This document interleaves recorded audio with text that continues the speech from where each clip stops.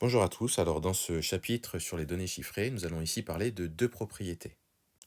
Donc imaginons la situation suivante. On a une tablette de chocolat qui pèse 180 grammes. Le cacao à l'intérieur de cette tablette représente 55% de la tablette. Et la question est posée, quelle masse de cacao y a-t-il?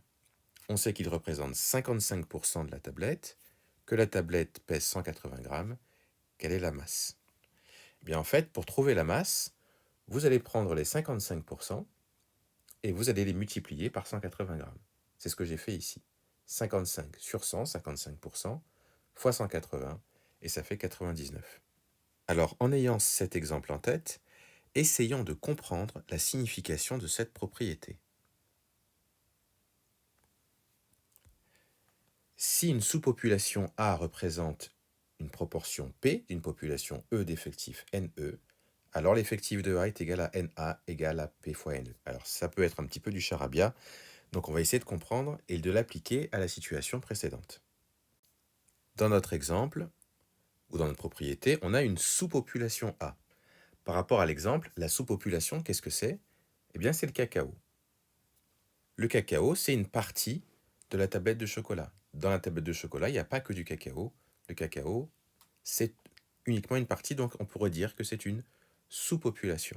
Alors ensuite, on vous dit que cette sous-population, donc le cacao, il a une proportion P dans la population, donc dans la tablette. Alors ça veut dire quoi qu'il a une proportion P? Mais regardez dans l'exemple, on avait une proportion ici, ça représentait un pourcentage. Le cacao avait 55% en termes de proportion dans la tablette. Pour ça qu'on dit que la sous-population, le cacao, représente 55%, c'est ça la proportion, de la population E, c'est-à-dire de la tablette. Alors ici, on vous parle aussi du fait que c'est d'effectif NE. Alors l'effectif, c'est le nombre de. Alors ici, il n'y a pas un nombre de tablettes, mais il y a une masse. Il y a 180 grammes dans la tablette. Donc c'est pour ça qu'on pourrait dire que la population E, c'est-à-dire la tablette de chocolat, elle a pour masse 180 grammes. Ça va représenter ça, en fait, NE ici. Et ensuite, donc, ce qu'on vous dit, c'est que l'effectif de A, autrement dit la masse de cacao, on l'appelle ici Na, la masse de cacao dans la tablette, et ça doit être égal à P, la proportion de cacao dans la tablette, fois NE, on a dit tout à l'heure que c'était la masse de la tablette. C'est pour ça que on a fait proportion 55% fois la masse de la tablette, 180. Donc en fait, bien cette propriété, c'est une façon un peu plus générale, un peu plus abstraite, il faut le reconnaître un petit peu plus compliqué, de dire simplement que quand on veut prendre le pourcentage de quelque chose, eh bien, on prend le pourcentage et on le multiplie par le quelque chose. Si vous comprenez ça, eh bien, vous avez compris cette propriété. Donc ça, c'est la première propriété que l'on va considérer. Voyons maintenant la deuxième propriété.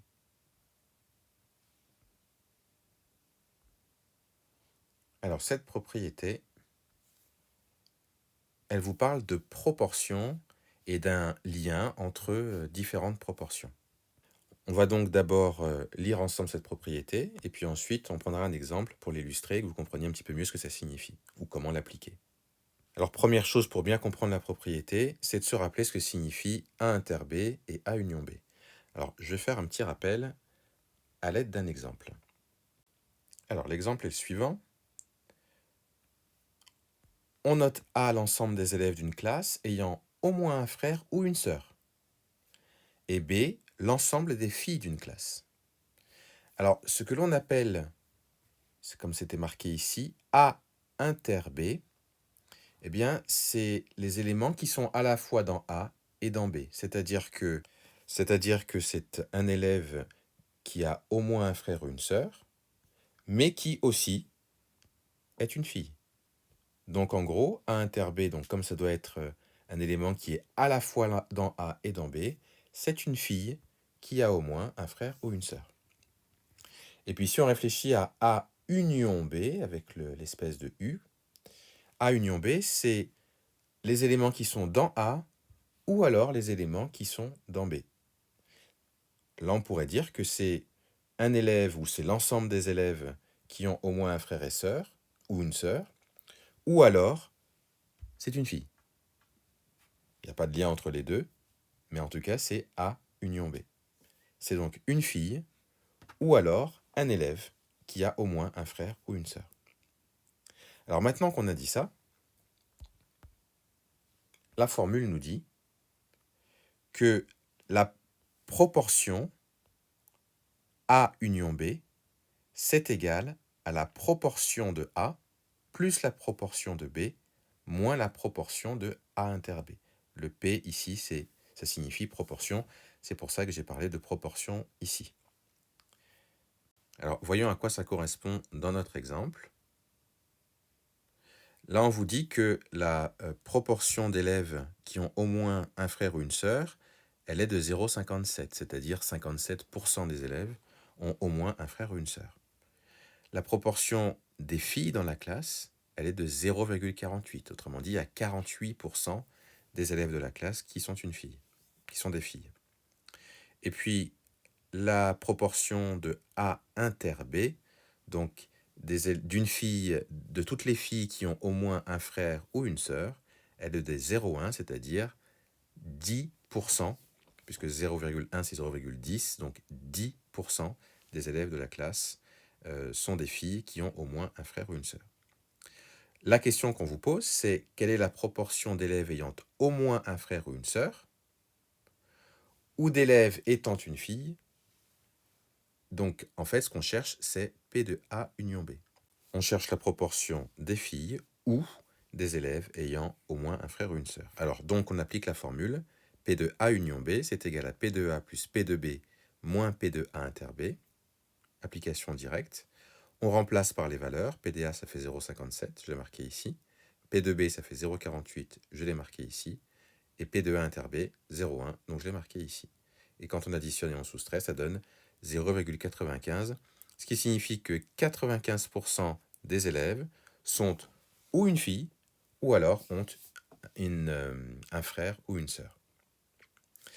Alors, dernière formule que l'on va considérer ensemble, c'est celle-ci, P de A plus P de A bar, on dit égal à 1. Alors, c'est quoi A bar déjà? Eh bien, A bar, c'est tous les éléments qui ne sont pas dans A. C'est le contraire de A en quelque sorte. Alors là aussi, on va prendre un exemple. Alors c'est un exemple qui n'a rien à voir avec le précédent. On considère les filles dans une classe et on dit que la proportion de filles, c'est égal à 0,46. Donc ça, c'est la proportion de filles. Donc si F, c'est l'ensemble des filles, eh bien en fait, l'ensemble des garçons, on peut dire que c'est F bar. Donc l'ensemble complémentaire en fait. Alors moi j'ai aussi décidé de l'appeler G pour garçon, d'accord? Mais donc je peux dire que d'après la formule, P de F, l'ensemble des filles, plus P de F bar, donc l'ensemble des garçons, ou P de G, ça doit être égal à 1, puisque les filles plus les garçons, ça fait l'ensemble des élèves de la classe.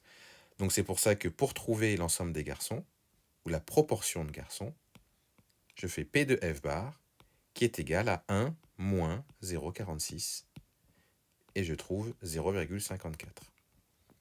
Donc voilà comment on peut utiliser aussi cette deuxième formule avec des ensembles complémentaires. Voilà donc pour les deux propriétés du cours.